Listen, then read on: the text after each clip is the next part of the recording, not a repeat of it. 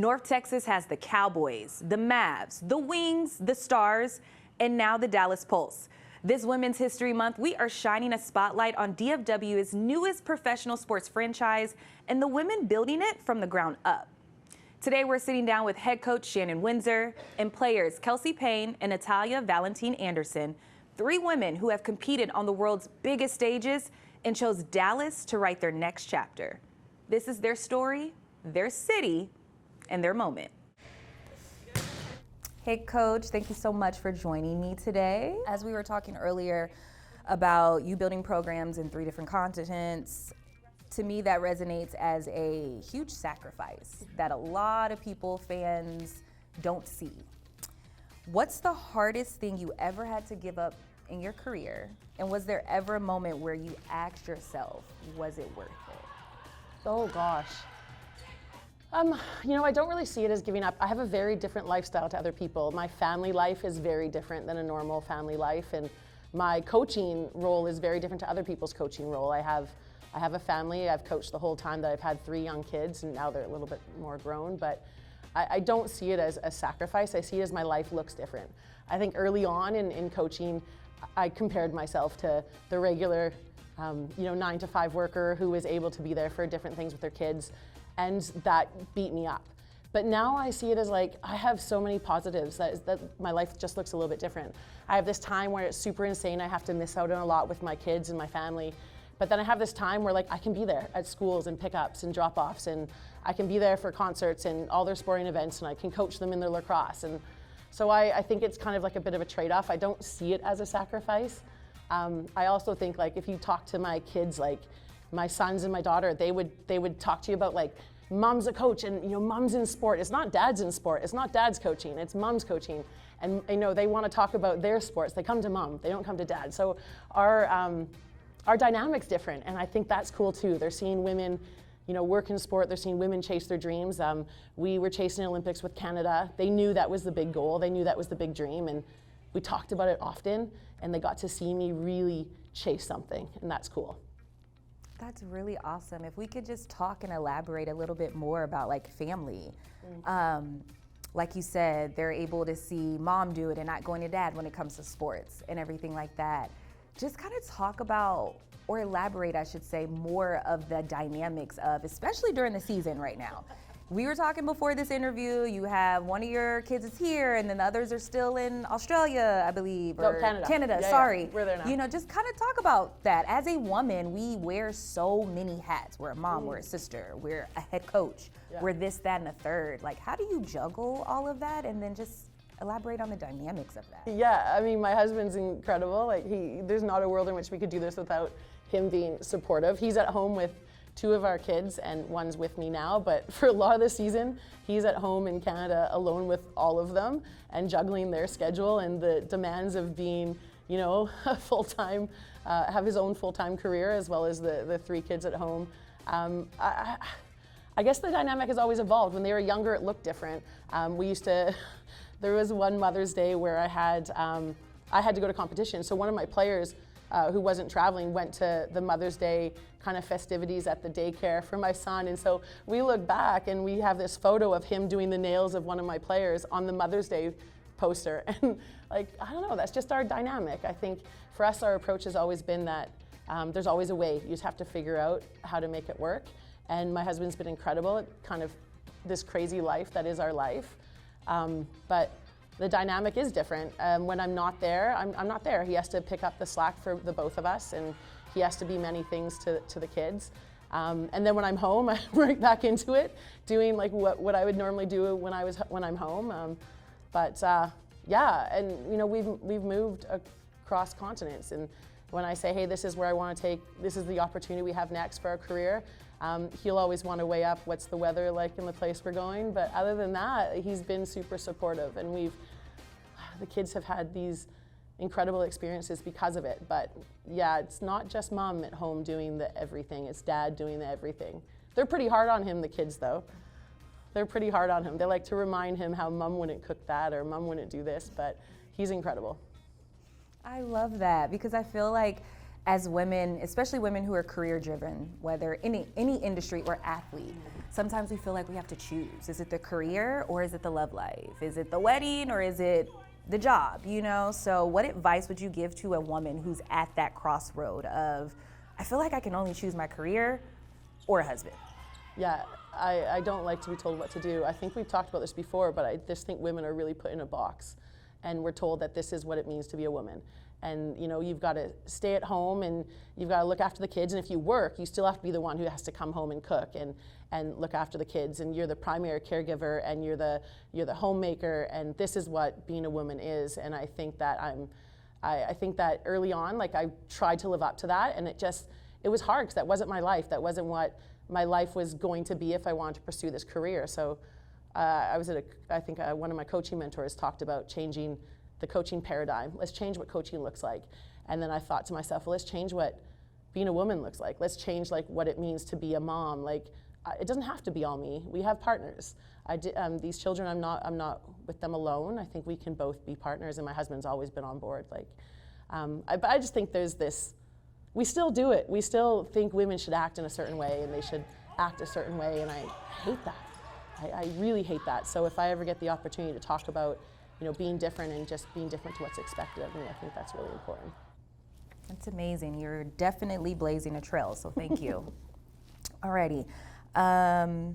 So we've said that you've coached in Australia, Canada, US. All of those are three very different cultures, three different relationships to the sports, to food, all of the things. So in all honesty, which country has the best food? Which country has the best fans? And which country has the best locker room playlist? Okay, the locker room playlist is easy. Like, that is the Dallas Pulse. Like, Kelsie Payne's, she's rocking a pretty good playlist. The vibes are high in our locker room, so that one's easy. Food's tough because, you know, I think Dallas, I haven't had enough time to enjoy all the foodie places here. Everyone says it's a great place. But in Australia, it's very multicultural. I think there's so many different cuisines that you can try.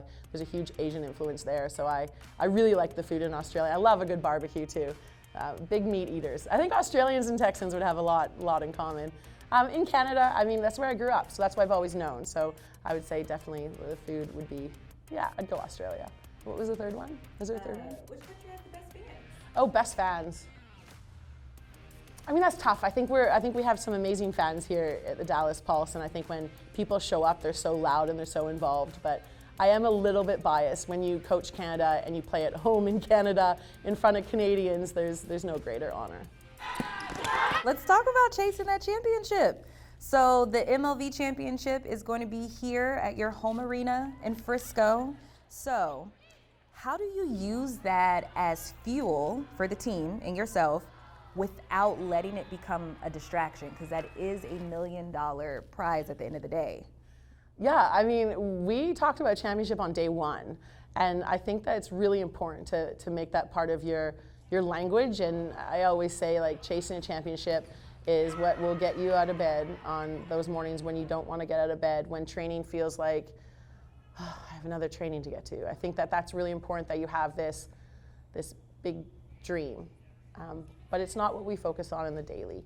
I think our daily focus is on getting better, looking at where we're at and ensuring that, you know, where we're playing right now in the season is not where we were playing in January, and where we're playing in April should not be where we're playing right now. And I really think, like, diving into how do we get better every single day, that's what we have to focus on. But the driving force can absolutely be a championship. But I would say focusing on that process is really what makes, you know, makes good teams. Good point. So let's talk about where we are today with the team. We're, like I said, a little bit more than halfway through the season, still trying to chase that championship, and you guys have a game this weekend. What was that feeling like today in practice, and where are we at as a team that us as fans and as viewers don't have that sneak peek in the locker room?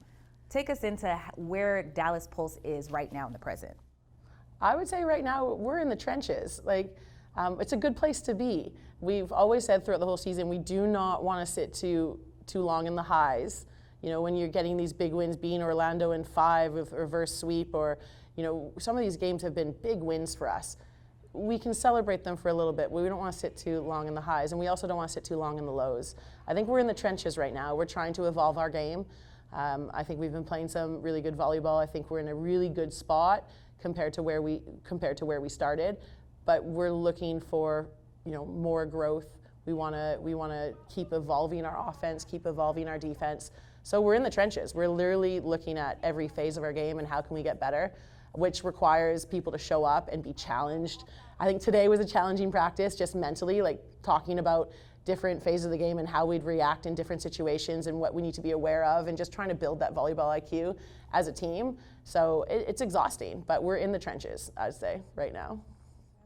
I spoke with Kelsie and Natalia a little earlier. Talk to me about them as two of your veterans on the team. What is it about them that makes them the professionals that they are, the leaders that they are, and also just being a good, how can I say, leading by example for the other players on the team? Yeah, we're very lucky to have both of them. They're both senior athletes with a ton of international experience. They've both had long professional careers.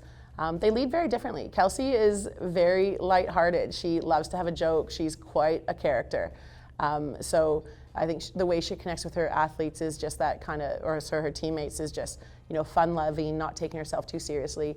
She's gone through an evolution so far this season where she's been pushed into a little bit of a different role for the time being, and she's handled it with such grace and shown that you may not be in the role you want, but I can still show up every single day and work hard and be a great teammate and just be totally bought into what we're doing. I think her leading by example, going through where she's at right now, I think that's huge, and I think young players see that and go and just see her with just bringing so much maturity to the team. And Natty is just an incredible leader. I can't say I've worked with leaders like her before. She pushes me, but you can push her, and she wants to be pushed, and she will have hard conversations with you, but she'll have hard conversations with her teammates. You know that you're getting the real Natty. She comes at you. She's super direct. She is extremely competitive, leads by example, but her ability to have difficult conversations with her fellow teammates and share messaging from coaching staff and have it come from her mouth with the team, I think is huge. I'm so grateful for her. I think women in sport that's inclusion right there for us. I mean, this team as well as this league. Thank you so much, Coach Shannon Winzer. No worries. We appreciate you. Awesome. Thank you. Being both women of color, how do you feel like that impacts your role here at Dallas?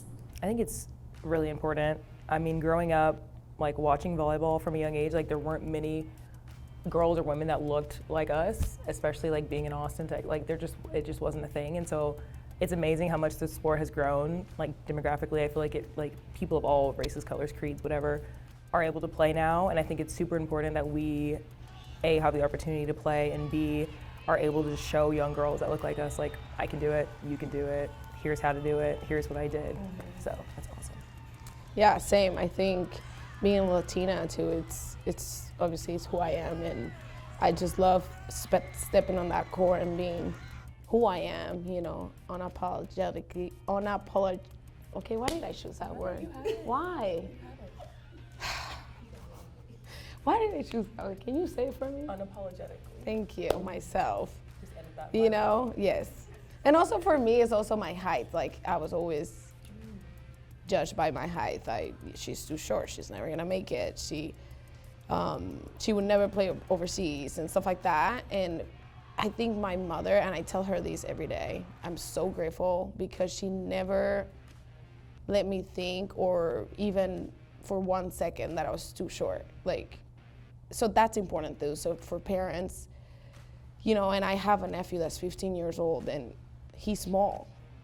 And I yelled at my sister-in-law sometimes because I'm like, he's not small. Like, his journey is his journey. Like, yes, is he against the odds? He's against the odds. But that doesn't mean he cannot, make it or do it for a long time, So I think I also, when I step on the court and people are like, oh, go hit it over Natty or whatever. I'm like, yeah, come hit it over me. Like, I got you. Or, you know, and that confidence just comes from my mom, the way she raised me. So, or like the way she shaped my mind when I was younger, you know? That's really good. I kind of want to stay on the topic of younger girls and inspiring them. So we now know that most of you guys, well, all of the games, I believe, air free on Victory Plus at no cost. So that means a young girl in South Dallas, McKinney, Fort Worth could watch you in the middle of her living room, right? What is that feeling that you want her to feel when she sees you step onto the court? And the question is for both of you. Well, I mean, it's really cool. I don't think I ever imagined that there would be a time where you could watch like American pro volleyball on TV. Like because that just wasn't a thing. So I think it's just really awesome that they have the ability to even watch. And I just hope that they're like, wow, that's really cool. Like, I want to do that because they can. Yeah. For me, it was a little different. When I was growing up in Puerto Rico, there was pro volleyball. And I remember finishing my practice and literally running across the street on my knee pads to go watch pro volleyball. So for me, it was a little different. And I think about when I was younger doing that and how much it like filled my soul to watch all these players, that's what I want these kids to feel like when I'm stepping on the court. And that's why none of us take it lightly. We are all very grateful, and like we all understand, we don't take it for granted that this is the start of something amazing for women's sports. So that's what I want them to feel, exactly what I felt as a kid. I'm going to flip that question because I shared this with Coach Winzer before during a press conference. Like, somebody had asked a little girl in the stands and was like, what's your favorite thing about being here at the Pulse game? And she was like, everything, like literally. Cute. I know, right? So I'm going to flip that question. With you being on the court, warming up or playing, what is that feeling you have with them watching you? I'm like, I hope they think I'm cool. I'm like, I hope they think I'm good. Like, I'm peppering. I'm like, I hope they think I'm like peppering really good. I don't know. It's just awesome, and it's so cute, and they are always so excited. They're so cute. I did like a event at a club, and I met one of the girls, and her mom came and was like, oh, my daughter's doing like a Black History Month project on Malaya. Like, can she come? And I was like, yeah. I gave them tickets. They came. They loved it. Like, she's gonna bring her whole club team, and it's so cute to like build those relationships and like with the community, and they get to meet us, and we get to meet them, and like it's awesome.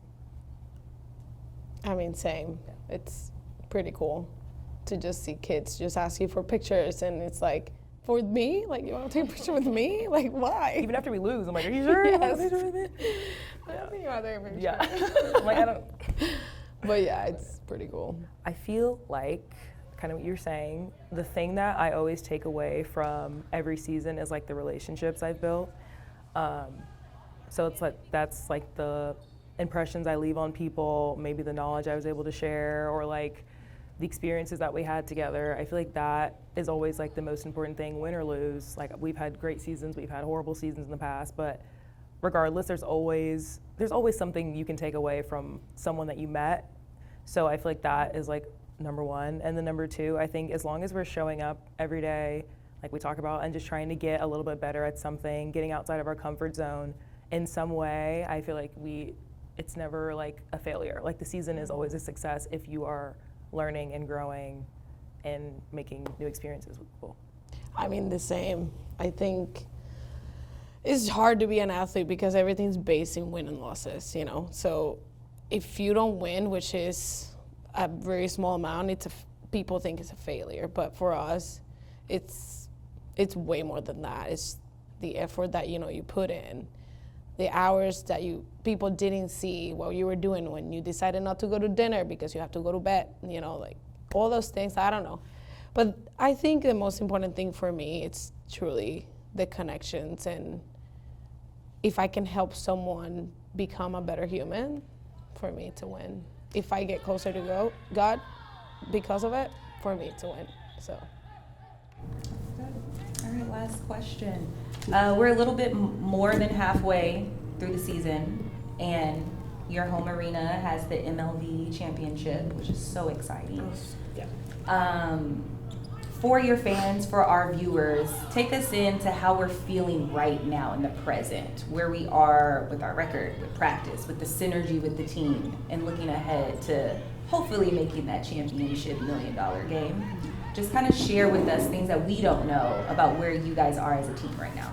I don't think our team has played our best volleyball yet, to be honest, and that's a good thing. I think we've won ugly games, and also we've lost pretty good volleyball games. And I think this team, it keeps growing, and that's the most important thing. We keep talking about getting better every day, and I feel like we are doing that.